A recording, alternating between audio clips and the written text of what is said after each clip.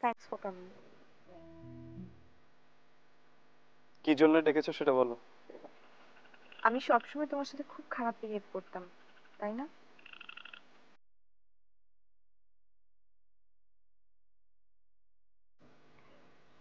আম sorry.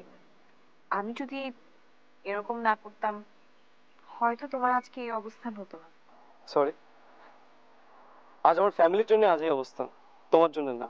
তাদের প্রতি আমার দায়িত্ব আছে। সেটা অবশ্য ঠিক।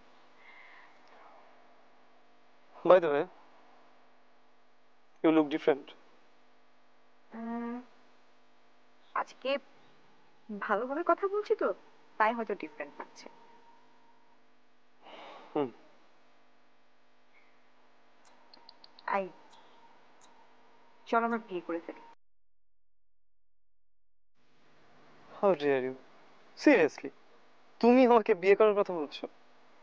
হ্যাঁ, আমাদের ছোট্ট একটা ঘর হবে, সেখানে একটা বেলকনি থাকবে, আর সেই বেলকনিতে বসে বসে আমরা বিকেল বেলা চা খাবো।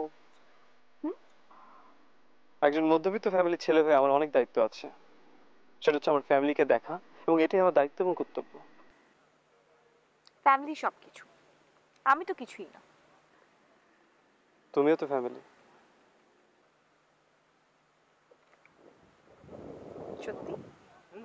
হুম।